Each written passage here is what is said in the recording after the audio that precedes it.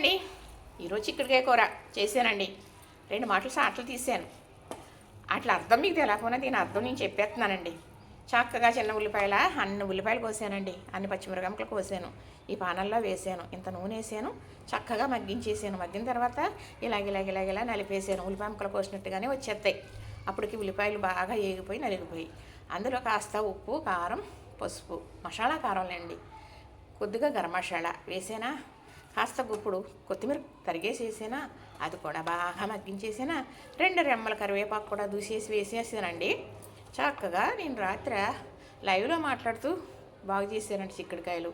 ఆ చిక్కుడుకాయ ముక్కలు వేసేసానండి. వేసేసి మూత పెట్టేసి అటు ఇటు తిరుగుతూ ఇటు అటు తిప్పేసి ఇంతవరకు మగ్గబెట్టేసి ఇలా వండేసాను. ఇందులో వాటర్ గిని వేయలేసామండి, వాటర్ వేయకుండానే వండాను. ఇది ఇంత కూర వేసుకుంటే ఎంత అన్నం అన్నా తినేసేయచ్చు, ఎంత తింటే అంత బలం. ఇది ఎప్పుడూ చెప్పాను. బాలింత్రాలకి మహాబలం, పాలు కుంభృష్టిలా పడతాయి. బాలింత్రాలని తినాలని కాదు, చిక్కుడుకాయ ఎవరైనా తినొచ్చు. ఎన్నో రకాలు వేసుకుని చిక్కుడుకాయ వండేసుకుంటూ ఉంటారు. నీసులు ఏ నీసు వేయకుండా కానీ చిక్కుడుకాయ కూర ఎలా వండుకున్నా చాలా బాగుంటుంది. దానికి నేనే ఉదాహరణ. ఇలా చేస్తానండి. ఇంతే నేను చేసింది. వేరే మసాలాలు కూడా ఏమీ వేయలేదు. నూనె కూడా చూసారా, కనపడుతుందా మీకు? ఇలాగా మగ్గించేసాను. ఈ కూర చాలా బాగుంటుంది. తినేసిన తర్వాత మా వారు ఇంకా ఇలా అయితే బాగున్నావు, నువ్వు ఇంకా అలా చేస్తావు కదా అంటారు. అప్పుడు ఈ కష్టపడి చేసిందంతా నీరైపోతుంది.